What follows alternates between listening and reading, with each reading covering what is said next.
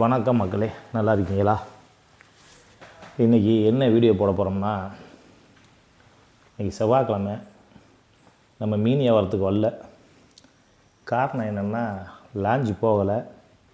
நேற்று திங்கக்கிழமையும் நம்ம ஒழுங்கான வியாபாரத்துக்கு வரல. ஞாயிற்றுக்கிழமை கொஞ்சம் மீன் எடுத்தோம், அது வேகமாகவே முடிஞ்சிருச்சு. 3 நாளாகவே ஒழுங்கான வியாபாரம் பார்க்கல. காரணம் என்னென்னா, நமக்கு மீன் கிடைக்கல. என்னோடய கஸ்டமர் ரொம்ப பேர் ஃபோன் பண்ணாங்க, நான் யார் ஃபோனையும் அட்டன் பண்ணல. அதுக்கு நான் மன்னிப்பு கேட்டுக்கிறேன். காரணம் என்னென்னா, ஏன் ஃபோனை எடுக்காதுங்கிறதுக்கு காரணம் என்னால் பதில் சொல்ல முடியல.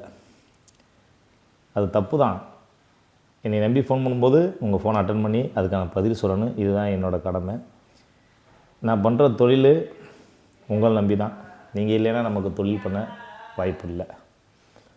ஆகையால் நான் ஃபோனை என்னால் அட்டன் பண்ணி இன்றைக்கி பேச முடியல.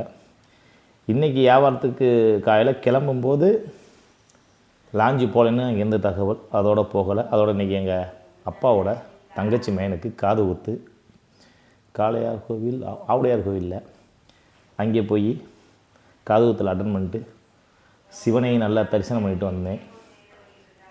இன்றைக்கி ஒரு சபதம் எடுத்துருக்கேன். என்ன சபதம்னா, தெராசின் பக்கங்கள் போல் என் வாழ்க்கையை நான் அமைச்சிக்கிறேன்னு ஆசைப்பட்றேன்.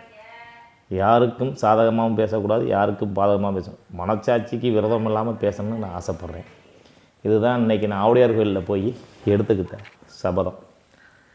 காசு பணம் எப்போ வேணாலும் சம்பாதிக்கலாம். நான் வெளிநாட்டு வாழ்க்கை தான் வாழ்ந்தேன். கிட்டத்தட்ட ஒரு 9-10 வருஷம் வாழ்ந்தேன். மாதம் 1-20, 1-30 வரை சம்பளம் வாங்கினாலும் நான். ஆனால் இன்றைக்கி கொரோனாவுக்கு அப்புறம் நம்ம வாழ்க்கை தடம் புரண்டுச்சுன்னா மறுபடியும் நீ சைனாவுக்கு கூப்பிட்டாங்க. பட் நான் போகலை.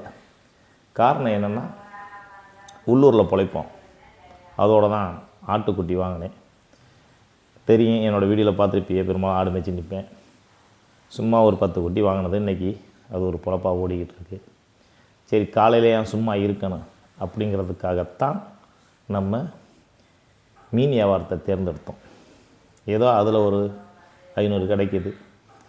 குடும்பத்தை ரன்னிங் பண்ணுறேன் வழியே மிச்சமாலாம் ஒன்றும் பண்ண முடியாது. ஏதோ ஏட்டையும் கையே இருந்தாமல் அந்த கடவுள் நமக்கு புழப்ப தராது. அந்த ஈசனுக்கும் நான் வணங்கும் அனைத்து கடவுளுக்கும் நன்றியை தெரிவிச்சுக்கிறேன். நம்ம வீடியோவை பார்க்குறவங்க தயவுசெய்து சப்ஸ்கிரைப் பண்ணுங்கள். நாளைக்கு ஒரு முக்கியமான ஒரு தகவல் சொல்ல ஆசைப்பட்றேன். அதாவது 2031 ஆட்சி மாற்றம் கன்ஃபார்ம் என்பது என்னோடய கணிப்பு. ஆனால் 2031 பற்றி கட்டாயம் நான் பேசுகிறேன்.